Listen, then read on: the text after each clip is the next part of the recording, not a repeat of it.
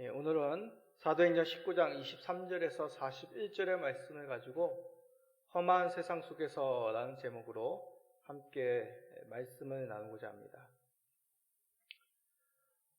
예수님을 믿으면 주변에 여러 일들이 바뀌게 됩니다.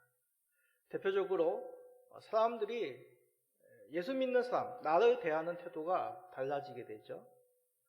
안 믿던 사람의 이제 자신의 신앙을 가족이나 친구들에게 얘기를 하면 그때부터 나를 바라보는 눈빛이 달라집니다.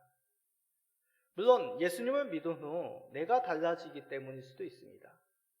그러나 극적으로 삶이 바뀌는 사람들도 있지만 대부분 조금씩 삶이 바뀝니다. 그러기에 처음 예수님을 믿은 사람들은 신앙을 가지려고 교회에 첫 발을 내디뎠다. 그런 의미들이 대부분입니다. 극적으로 변화되기보다 조금씩 예수님을 알아가는 삶이죠. 그런데 주변 사람들은 벌써부터 그 사람이 교회를 나간다라는 얘기를 듣기부터 색안경을 끼고 그 사람을 바라보기 시작합니다. 이런 것이 싫어서 주변 사람들에게 교회를 나간다, 신앙을 가지게 되었다는 말들을 하지 않고 숨기는 경우들이 종종 있습니다.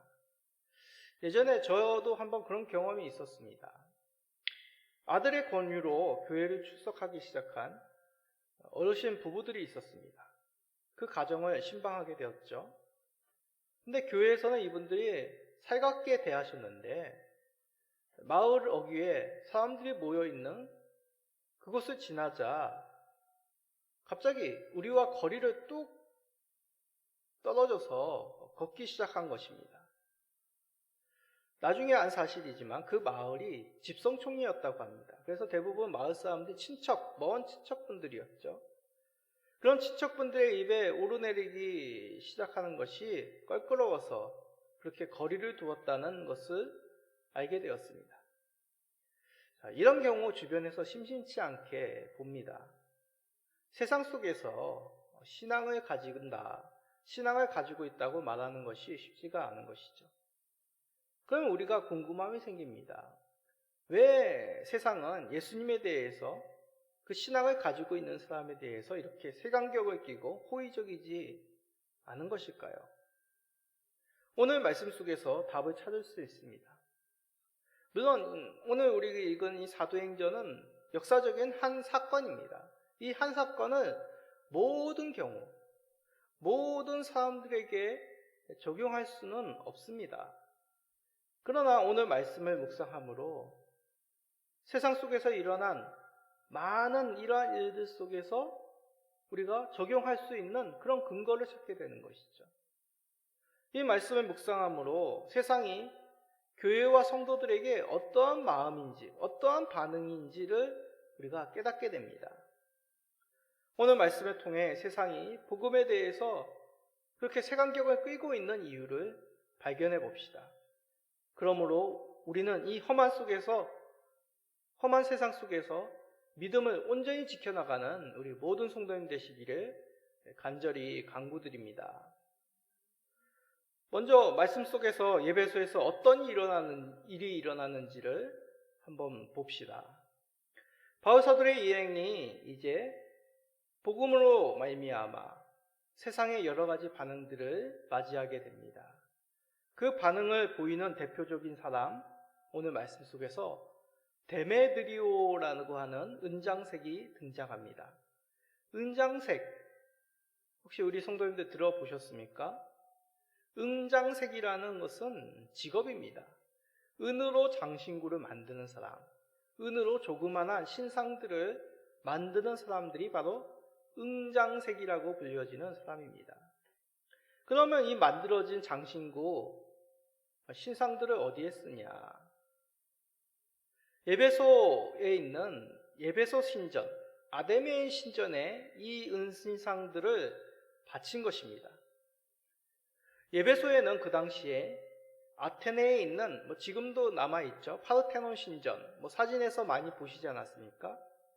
그런데 이 에베소에는 파르테논 신전보다도 4배나 큰 아덴의 신전이 있었습니다. 아데미 신전이 있었습니다. 아데미라고 하는 신, 아테네가 먼저 떠오르실 것입니다. 그러나 여기서 얘기하는 에베소 아데미 신전이라는 것은 그리스 사람들이 이 에베소에 정착하기 이전부터 이 지역 사람들이 믿고 있었던 신이라고 합니다. 소아시아 지역에 숭배하였던 풍요와 다산의 여신입니다.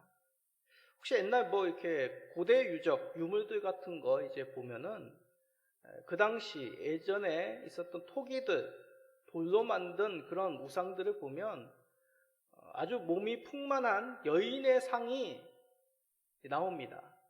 정교하지도 않고 그냥 손으로 대충 진흙으로 만들어진 그런 상인데 그것이 바로 아데미라고 불려지는 여신입니다. 그래서 많은 사람들이 이 에베소 신전, 이 아데미 신전을 방문해서 아데미 신에게 은장신구, 은신상을 바치며 자신들의 삶 속에서 풍요가 있기를 기원하였다고 합니다.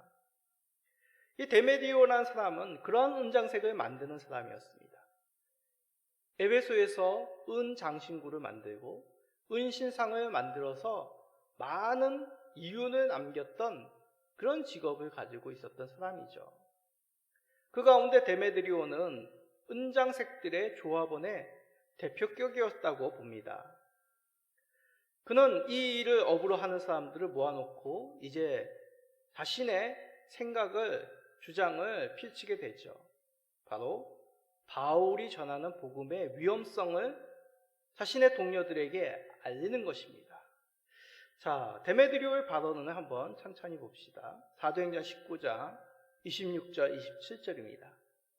이 바울이 에베소뿐 아니라 거의 전 아시아를 통하여 수많은 사람을 권유하여 말하되 사람의 손으로 만든 것들은 신이 아니라 하니 이는 그대들도 보고 들은 것이라.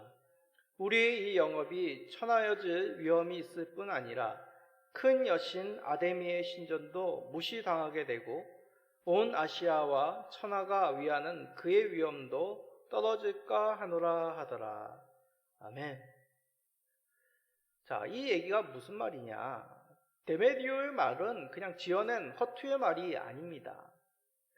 바울 사도가 전하는 말로 아시아를 통해 수많은 사람들이 예수님을 권유받고 신앙을 가지게 됐다고 언급하는 것입니다. 복음을 통하여 사람들이 예수님에 대해 믿음을 가지게 되었다는 얘기죠. 점점 그 숫자가 많아지게 되었다는 뜻입니다. 자, 먼저 생각해 봅시다. 복음이 무엇입니까? 바로 다른 것으로서는 우리의 죄 문제, 죽을 수밖에 없는 우리 죄 문제를 해결할 수 없습니다. 그러나 사망 권세를 이기신 우리 부활의 주 예수 그리스도, 그 예수 그리스도의 믿음으로 말미암아 우리는 하나님의 용서, 죄의 용서함을 받게 되는 것이죠. 왜냐하면 그의 죽으심이 바로 우리의 죄를 대속하시기 위한 죽음이요, 그의 살아나심이 바로 예수 그리스도야말로 사망 권세를 이기신 하나님임을 증거하는 일이기 때문이죠. 그 소식이 바로 복된 소식, 복음이라는 뜻입니다. 그러기에 구원의 길은 오직 한 길, 예수 그리스도를 믿는 그 길뿐입니다. 하나님께서 주신 구세주의 이름은 예수님 한 분이시죠. 사도들도 이것을 처음부터 전하였습니다. 자, 사도행전 4장 12절입니다. 다른 이로서는 구원받을 수 없나니 천하 사람 중에 구원을 받을 만한 다른 이름을 우리에게 주신 일이 없음이라 하였더라. 사도들은 초기부터 이 사실을, 이 복음을 전하였습니다. 바울 사도도 에베소에서 2년 3개월 동안 두란노 소원에서 이 복음을 전한 것이죠. 그리하여 그 결과로 에베소 도시의 사람만이 아니라 소아시아에 있는 수많은 사람들이 이제 예수님을 믿게 되었습니다. 예수님께 예배드리고 또 에베소 사람들은 두란노 소원에 모여 바울 사도와 그의 일행으로부터 하나님의 말씀을, 예수님의 말씀을 듣고 예수님을 알아가기 시작한 것이죠. 자, 이런 변화, 이것을 데메드리오가 얘기하고 있는 것입니다. 이러한 변화는 데메드리오를 포함한 은장색들에게 큰 위험이 되었다라고 말하는 것이죠. 자, 데메드리오의 말을 다시 한번 봅시다. 사도행전 19장 27절입니다. 우리의 이 영업이 천하여질 위험이 있을 뿐 아니라 큰 여신 아데미의 신전도 무시당하게 되고 온 아시아와 천하가 위하는 그의 위엄도 떨어질까 하노라 하더라. 데메드리오는 먼저 그들의 영업, 다시 말해 그들의 직업인 은을 만들어 신상을 만드는 이 일이 천하여질 위험이 있다라고 경고합니다. 그리고 아데미 여신과 신전도 무시당하며 그 위험이 떨어질 것이라고 경고합니다. 이런 의미에서 데메드리오는 굉장한 통찰력이 있는 사람입니다. 생각해 보십시오. 사람들이 점점 많이 예수님을 믿게 된다? 그러면 자연스럽게 아데미 여신을 섬기지 않을 것입니다. 그러면 자연스럽게 신전을 찾는 사람들의 발길이 줄어들게 되죠. 그 뜻은 무엇입니까? 데메드리오와 같은 은장색들에게 장신구와 또한 은신상을 사는 일들이 점점 줄어들 것이라는 뜻입니다. 그렇죠. 데메드리오는 그것을 미리 예측하여 그 위험성을 자신의 동료들에게 얘기하고 있는 것입니다. 자, 그런데 우리는 더 그보다 깊은 의미를 살펴보아야 됩니다. 이것은 단지 눈으로 보여지는 겉으로 드러나는 현상입니다. 이것을 사회적 현상이라고 하지 않습니까? 코로나 시국에 우리가 생각해 보십시다. 코로나 시국이 오고 나서 그 전에 없었던 여러 가지 사회적인 현상들이 일어났습니다. 여러 가지 물가가 올랐다든지 사람들이 대면으로 무엇인가 만남이나 무엇인가 어떤 일들을 하지 않고 온라인으로 전환이 되었다든지 이것이 바로 코로나 시국 속에서 있었던 눈에 보이는 사회적 현상이었죠. 이 당시에도 그러한 현상들이 있었다는 얘기입니다. 바로 복음이 전해짐으로 데메드리오의 공고와 같이 사람들이 조금씩 이 아데미 신전을 찾지 않고 은신상을 사지 않는 그런 현상이 일어날 것이라고 경고한 것이죠. 자, 그런데 우리는 그거보다도 더 깊은 의미, 영적인 의미를 생각해 봅시다. 데메드리오가 경고하는 것은 두 가지입니다. 금전적인 손해, 그리고 종교적인 위축을 얘기하는 것이죠. 자신들의 은신상이 조금씩 팔리는 것이 덜하면 경제적으로 큰 손해를 입게 될 것입니다. 그리고 자신들이 섬기는 아데미 여신에 대한 종교관이 점점 줄어들 것입니다. 이것을 좀 더 넓은 의미로 말한다면 자신들이 원하는 욕망들이 이루지 못하게 된다는 뜻입니다. 자, 이게 무슨 말이냐? 우상이 무엇입니까? 우리 성도님들은 우상이 뭐라고 생각하십니까? 이 본문에 따진다면 아데미 여신 상, 정말 아데미 여신이라고 하는 신이 있습니까? 그것은 욕망의 형상화된 것이죠. 다산, 풍요의 그러한 마음을 그 신상에 담아 비는 것입니다. 그렇게 되기를 원하는 것입니다. 그것이 욕망이죠. 그 욕망을 이 우상으로 형상화했다는 것입니다. 이것을 이사야 선지자를 통해 조롱의 말씀으로 하나님은 말씀하셨습니다. 이사야 44장 15절입니다. 이 나무는 사람이 땔감을 삶는 것이거늘 그가 그것을 가지고 자기 몸을 덮게도 하고 불을 피워 떡을 굽기도 하고 신상을 만들어 경배하며 우상을 만들고 그 앞에 엎드리기도 하는구나. 자, 여기서는 나무라는 존재로 설명합니다. 보통 옛날에 이제 사람들이 흙이나 나무로 신상을 만들었습니다. 그런데 그 나무는 또 어떻게 쓰입니까?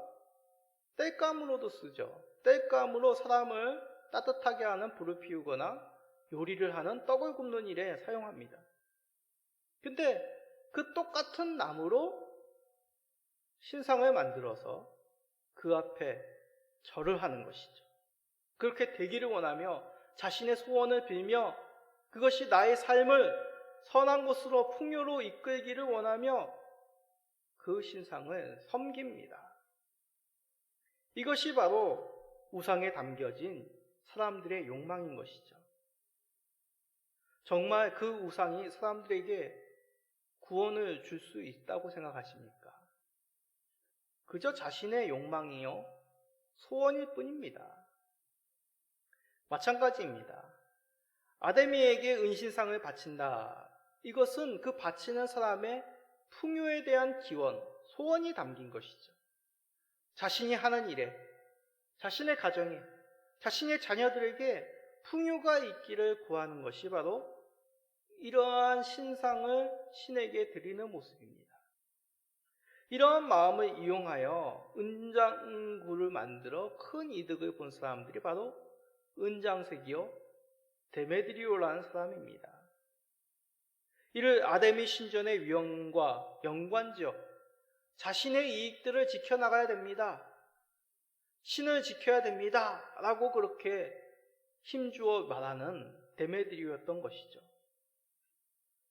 이것이 바로 세상이 복음을, 예수님을 믿는 자들을 탐탁치 않게 여기는 것입니다. 욕망의 종이 아니라 예수님으로 인하여 참 평강, 구원을 얻을 수 있습니다. 이 얘기는 결국 우상을 섬기는 자신들의 욕망이 더 이상 아무런 의미가 없다는 것을 밝혀내는 것이기 때문에 그렇습니다. 자신들이 하는 그 모든 경제적인 이득이 사라진다고 말하는 것이기 때문입니다. 자신들이 믿고 있는 그 신들이 아무런 의미가 없는, 종교가 아무런 의미가 없는 헛된 일인 것을 밝혀내기 때문입니다. 그러기에 세상은 복음을 거부하고 예수님을 믿는 사람들을 색안경을 끼고 부정적으로 보는 것이죠. 자, 이것은 다르게 말하면 우리들도 설사 우리의 신앙을 욕망의 성취로 사용하고 있지 않는지를 돌아보아야 된다는 뜻입니다.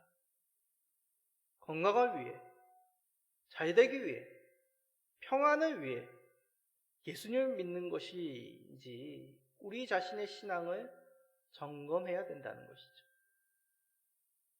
예수님을 믿음으로 말미암아 기쁨과 평안, 주의 도우심을 받는다. 그 의미와 이것은 전혀 다른 의미입니다. 예수님을 자신의 욕망의 목적으로 사용하지 않는 것이죠. 나의 구세주로, 나에게 그런 귀한 선물, 구원의 선물을 주신 하나님의 그 은혜에 감사하며 자연스럽게 그분을 높이는 경배, 이것이 바로 우리 참된 신앙의 모습이어야 됩니다. 예수님의 소원 성취의 대상이 아니라 죄에서 우리를 구원해 주신 우리 은혜의 하나님으로 경배하시는 우리 모든 성도님들이 됩시다. 구원과 평강으로 인도해 주시는 하나님을 진실되게 사랑하시어 경배하시는 성도님 되시기를 간절히 간구드립니다.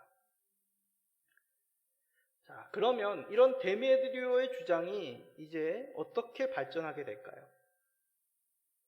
이들의 욕망은 이제 군중들의 소욕, 군중들을 동요시키고 집회를 만드는 데까지 발전하게 됩니다. 은장색들은 데메드리오의 주장에 크게 분노합니다.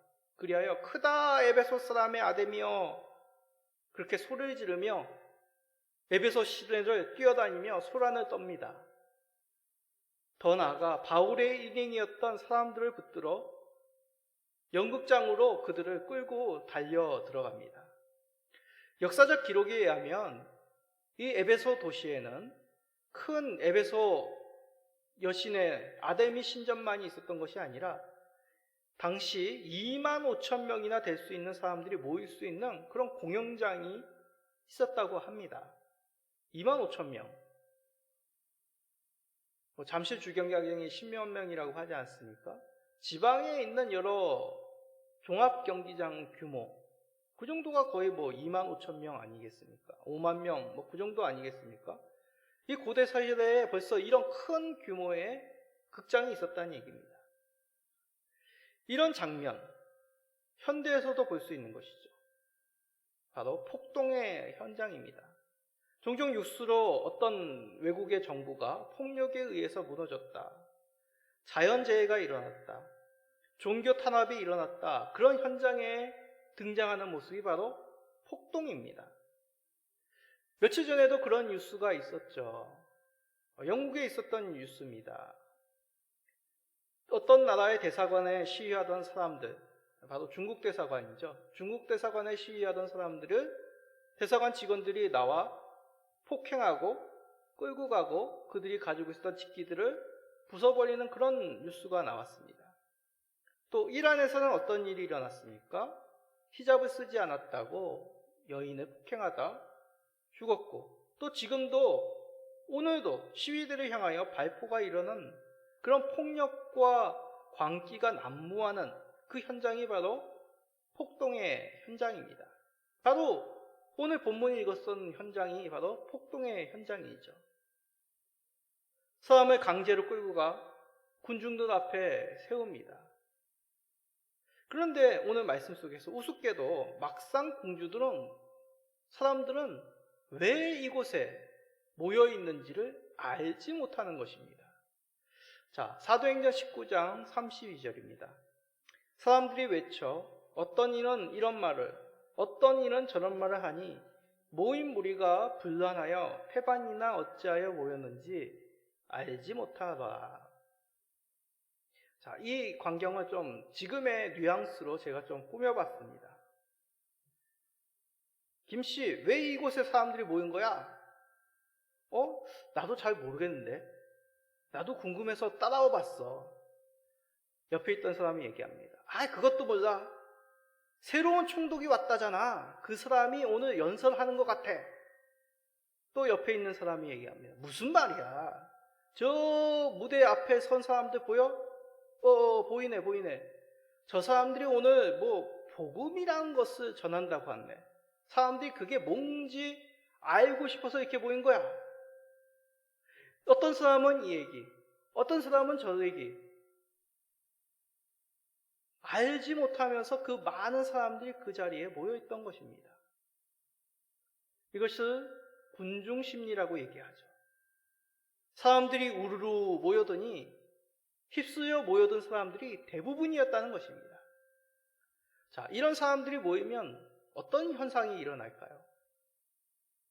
한쪽에서 흥분하면 덩달아서 같이 흥분합니다. 한쪽에서 폭력이 이루어지면 덩달아서 같이 폭력을 행하는 것이 바로 이 군중심리의 무서움입니다.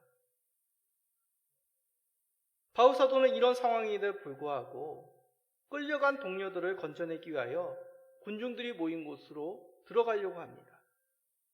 그러나 이성 없는 사람들, 이 군중들이 얼마나 그 이야기를 들을 수 있겠습니까? 알 수 없는 것이죠. 유대인들의 변론의 기회가 막힌 것을 통해서도 알 수 있습니다. 자, 33절에 보면 유대인들이 알렉산더를 내세워 변명하려고 하였으나 흥분된 군중들의 고함으로 그것이 실패하였다라는 얘기가 있습니다. 자, 유대인들이 왜 알렉산더라는 사람을 내세웠느냐? 이것은 바로 자신들이 믿는 유대교가 이 바울이 전하는 것과는 다르다는 것을 변론하기 위함입니다. 바울의 가르침과는 자신들이 다른 신앙이며 바울이야말로 세상을 수동케 하는 이단의 무리라고 이런 기회를 통하여 사람들에게 알리고자 했던 유대인들이었던 것이죠. 그러므로 유대인들이 노렸던 것은 바울의 일행들이 공경에 처하고 더 이상 에베소와 소아시아에 복음이 전해지지 못하도록 막기 위한 그런 속내였던 것입니다. 자, 큰 위기입니다. 2년 3개월 동안의 이 에베소에서의 수고, 말씀을 전한 그 모든 노력이 물거품이 될 위기입니다. 이제 일어나는 에베소에서, 소아시아에서 일어나는 그 복음의 물결이 변하여 핍박의 그런 광분으로 변해질 위기에 처해인 것이죠. 어떻게 돼야겠습니까? 누가 이 소요를 막을 수 있겠습니까? 그런데 놀랍게도 이 위기에서 군중들을 해산시킨 사람이 등장합니다. 그 사람은 다름 아니라 서기장이라고 했던 행정관료입니다. 바울이 군중들 속에 들어가려고 했을 때 막았던 사람들도 아시아 관리들입니다. 이들이 누구이냐? 이들은 에베소와 소아시아의 여러 행정과 의경기관, 지금으로 따진다면 시의회, 도의회 정도 되겠죠. 그 일을 맡은 관료들입니다. 이들은 법령을 확정하고 진행사항, 법이 위반되는 그 사항들을 기록하여 중앙 로마 정부에 알리는 일을 하는 그런 사람들이었습니다. 서기장이라고 하면 이런 일을 담당하는 가장 대표하는 대표장이었던 것이죠. 자, 오늘날로 말하면 시의원, 의장, 도의원, 의장 정도라고 할 수 있습니다. 이 서기장이 앞서 나가 군중들을 향하여 연설을 합니다. 그 내용이 35절에서부터 40절까지 좀 긴 내용이 담겨져 있습니다. 이 내용을 크게 요약하면 두 가지로 나눌 수 있습니다. 먼저 아데미 신전에 아무런 해가 없었다라고 연설합니다. 자, 사도행전 19장 37절입니다. 신전의 물건을 도둑질하지도 아니하였고 우리 여신을 비방하지도 아니한 이 사람들을 너희가 붙잡아 왔으니, 바울 일행으로 인해 아데미 신전이 실질적인 손해를 입은 것이 없다. 이들이 말로 아데미 신을 비방하지도 않았다라는 것을 이 서기장은 상기시킵니다. 맞는 말이죠. 우리가 사도행전 19장을 쭉 살펴보았지만 바울 사도가 전한 것은 예수님이 구세주요 하나님의 아들이란 것을 전하였지, 아데미 신전을 비방하고 아데미 신을 믿어도 소용이 없다는 그런 얘기를 하지 않았습니다. 물론 그 복음 속에는 앞에서도 얘기했듯이 구원의 다른 이름을 우리 하나님이 주시지 않았다, 오직 예수님만이 구세주임을 분명히 전하였습니다. 그렇다고 직접적으로 어떤 특정 종교를, 특정 신을 비방한 것은 아니죠. 우리가 앞에서 17장에서 살펴본 아덴에서의 바울의 설교를 통해서도 그 내용을 우리가 알 수 있습니다. 자, 사도행전 17장 22절, 23절을 봅시다. 바울이 아레오바고 가운데 서서 말하되, 아덴 사람들아, 너희를 보니 범사에 종교심이 많도다. 내가 두루 다니며 너희가 위하는 것들을 보다가 알지 못하는 신에게라고 새긴 단도 보았으니, 그런즉 너희가 알지 못하고 위하는 그것을 내가 너희에게 알게 하리라. 바울 사도는 아덴 거리를 지나다니다 우상이 가득한 것에 대해서 분한 마음이 들었습니다. 그렇다고 아덴 사람들이 가지고 있는 그 종교관을 비방하지 않은 것이죠. 오히려 그 종교심을 하나님을 아는 일에 가질 수 있도록 그는 설교를 합니다. 이 뜻은 아덴에서만 바울 사도가 이랬다, 그런 것이 아니죠. 에베소에서도 소아시아에서도 이런 모습으로 종교관을 가지고 있는 그 사람들을 예수님께로, 하나님께로 인도하였던 바울 사도였습니다. 행정관료인 이 서기장도 그러한 내용을 잘 알고 있었죠. 이 당시만 하더라도 로마 정부는 종교에 대해서 소요를 일으키지 않는 그런 종교에 대해서는 무척 관대하였습니다. 그들의 모든 종교 활동에 대해서 막아서지 않은 것이죠. 그래야 바울이 전한 그 복음 전파에 대해서도 이 당시까지만 하더라도 로마 관료들은 부정적이지 않았습니다. 오히려 서기장이 경고하는 것은 에베소 사람들의 이런 군중 집회입니다.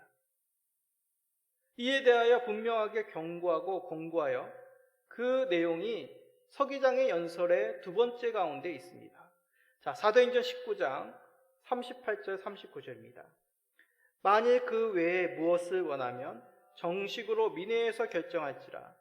오늘 아무 까닭도 없는 이 일에 우리가 소요 사건으로 책망받을 위험이 있고 우리는 이 불법 집회에 관하여 보고할 자료가 없다 하고, 서기장은 고소할 것이 있으면 정식으로 민회를 통해 고소하라고 권고합니다. 민회라는 것은 시민들의 의결 모임이죠.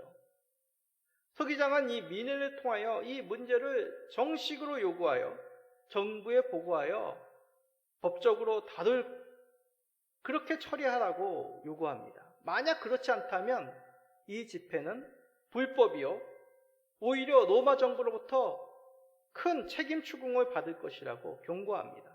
책임 추궁이란 것은 에베소에 폭동이 일어났다, 더 강한 정책, 강한 법령, 더 나아가 로마 군대까지도 진주할 수 있는 그러한 경고를 이 서기장을 통하여 하고 있는 것입니다.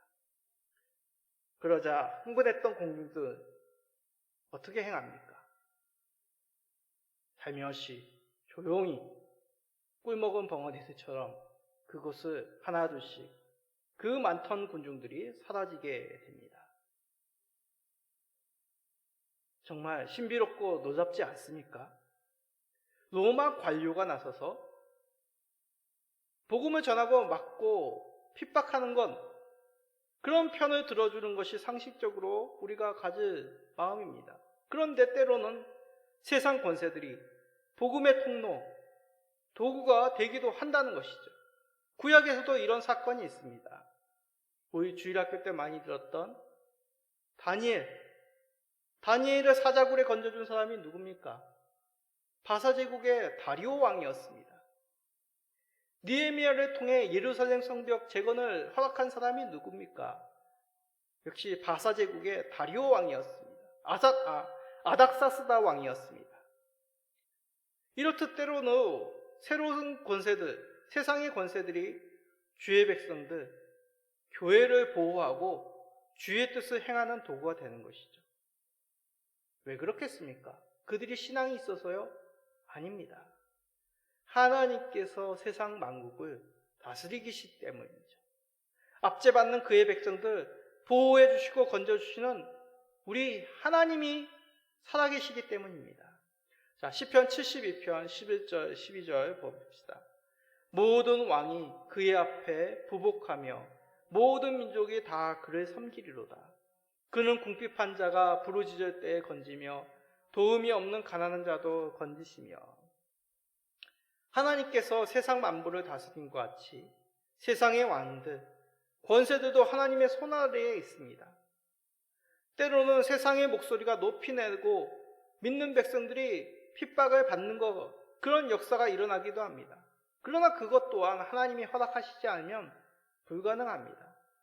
왜 그런 핍박을 허하셨는지 우리는 알 수 없지만 우리가 알지 못하는 더 큰 하나님의 구원의 계획이 있는 것이죠.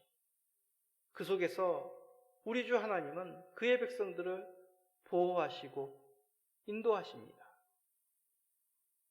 에베소에서 순교의 때가 아니었던 것이죠. 바울과 그 일행을 보호하시고 더욱 에베소와 아시아에 복음이 전해질 수 있도록 그 복음이 막히지 않도록 권세자를 사용하신 우리 하나님이십니다. 이 말씀을 통해 우리는 깨닫습니다. 험난한 세상 속에서 주를 믿고 의지해야 되는 것을 말입니다. 세상은 그 욕망에 사로잡혀 폭력과 광분을 일삼습니다. 그러나 우리는 두려워할 이유가 없습니다. 하나님께서 모든 권세자들까지도 사용하시고 우리들에게 피할 길을 예비하신 우리 하나님이시기 때문이죠. 자, 우리가 잘 알고 있는 고린도전서 10장 13절 말씀을 읽음으로 말씀 마치겠습니다. 읽어봅시다. 사람이 감당한 시험 밖에는 너희가 당한 것이 없나니 오직 하나님은 믿으사 너희가 감당하지 못할 시험 당함을 허락하지 아니하시고 시험 당할 즈음에 또한 피할 길을 내사 너희로 능히 감당하게 하시느니라. 아멘. 험한 세상 속에서 우리 하나님을 의지합시다. 그러므로 주의 구원의 손길, 인도의 손길을 경험하시는 우리 모든 성도님 되시기를 예수 그리스도의 이름으로 간절히 축복드립니다. 아멘.